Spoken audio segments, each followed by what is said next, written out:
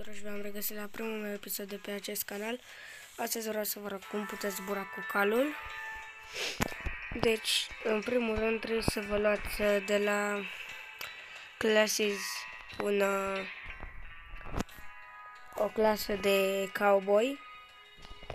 Stai să vă arăt aceasta. De aici de engleză, conductor și high-loader. Și haideți să vă arăt cum puteți zbura cu calul și să ajungeți la final. O să încerc să și fac să câștig jocul. Să vedeți cam cum trebuie să faceți la final. Ok. Mai avem puțin și vă arăt cum să faceți. Bun, acum ne-am spawnat pe hartă. Trebuie să luați cutia cu itemele de la clasa de cowboy. Le lăsați aici jos și aprindeți. Deschideți, nu aprindeți. Și luați acest cal. Dacă n-are șaua pusă, trebuie să o puneți voi. Ok. Acum eu mă duc să îmi cumpăr câteva chestii. Deci voi dați restop la video.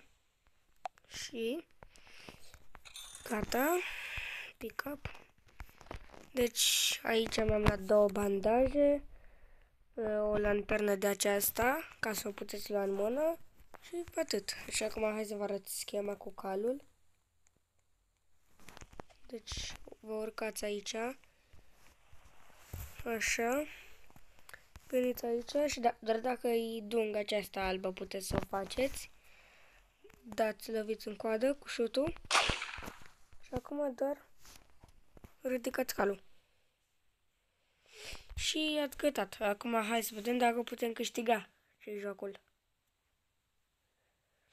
Deci, sunt unele momente în care dacă atingi pământul sau dacă apăsați pe drop, calul nu o să vă mai zboare, nu o să mai zboare și va fi o scurtă problemă atunci.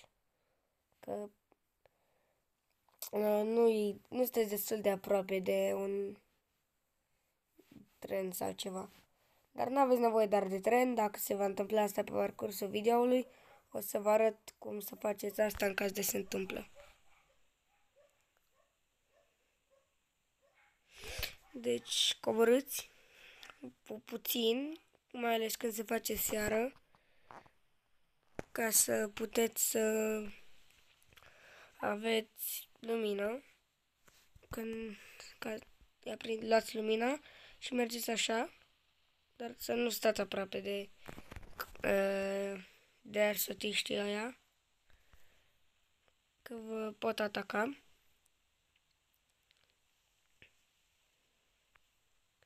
Și pentru cei care nu știu jocul Dead Rails, este un joc cu destul adrenalină și vorbi urâte când muriți pe joc. Dar nu asta contează, vom face asta în alt videoclip. Deci hai că vă arăt a doua metodă dacă cădeți.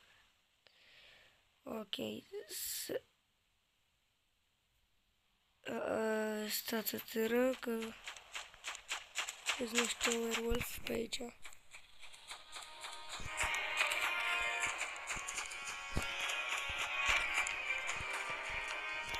Nu. Eu am murit, dar dacă vreți puteți vinde, dar eu nu o fac. Ok, vă urcați aici. Lăsați calul pe o parte. Luați arma. Omorâți acest om. Luați calul. Vă puneți în locul lui. Săriți. Vă puneți. Și tot același lucru îi faceți. Deci chestia asta am rezolvat-o și acum să vă arăt cum să-l câștigați. Din păcate ora și metri nu puteți să-i vedeți, dar dacă vreți vă duceți la fiecare bază. Safe zone vă arată pe un semn câți metri mai aveți până să ajungeți la podul din Mexic. Aici nu vă interesează cei, doar dacă vreți să-l faceți pe Tesla. Nikola Tesla e bossul de la finalul jocului. Dacă nu îl faceți, puteți câștiga jocul, numai că nu va fi așa de distractiv. Ok, aici sunt niște aersătiști, nu ne interesează. Dar tot ne urmăresc. Și cred că se face și seara. Voi porni filmarea la următoarea bază, la următorul save zone. Stați că nu merge ceva aici, mă scuzați. Ok, știu, încă n-am ajuns acolo, dar s-a făcut seară și vreau acum să vă arăt cum să rezolvați treaba cu lumina care v-am zis-o.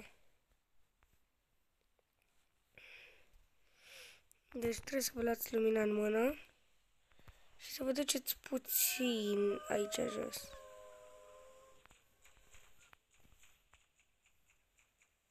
Cam pe aici. Oh, aici e deja lumina. E bine. Stați puțin că am niște lag. Gata, s-a terminat lagul. Deci luați lanterna și veniți pe aici. Și gata. Aveți lumină după cum se vede. Și da, semnul se află aici. Pe unde veniți. Și priviți, e aici un semn unde zice Mexico și la câți metri sunteți. Hai să vedem la cât sunt eu. Uite, am căzut cu calul. Eu sunt la 60 de metri până la Mexic. Dar dacă împușcați mai mult de 4 ori calul, vă moare calul, deci grijă cum faceți. Gata, și am zburat și eu cu calul. Acum trebuie să am mare grijă, că nu prea am viață. Și dacă vreți să ajungeți să bateți ăsta, maxim de un om aveți nevoie. O să dau start la următorul save zone. Ok, acum am ajuns și eu la bază.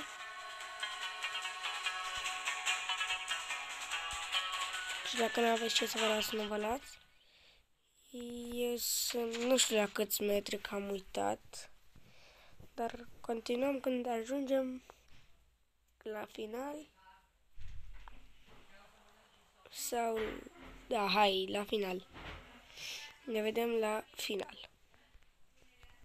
Ok, și mai zic că aceste nopți roșii. Uitați cum arată luna. Dar nu era așa. În nopțile roșii apar vampiri, werewolf și zombie. Căutați pe Google werewolf, zombie și vampiri pe Deadline și vedeți ce vă dă. Și continuăm când ajung la final. Sau când mai luni din aștia. Ok, sunt la ultimul fort.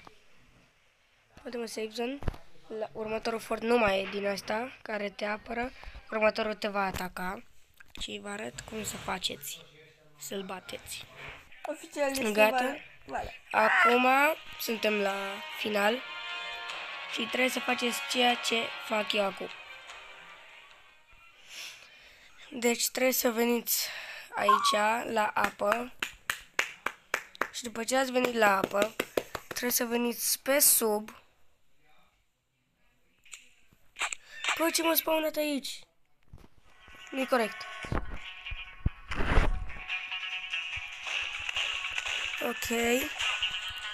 Poate reușesc să-l bat. Stați cu mine pe fază. Ok. Trebuie să veniți aici. Aici. Trebuie să apăsați pe butonul acesta.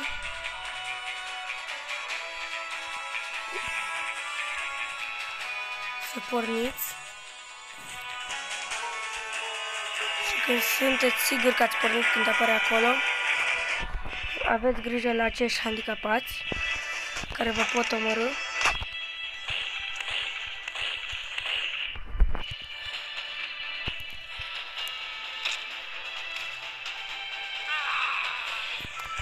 Dar, din păcate, eu am murit.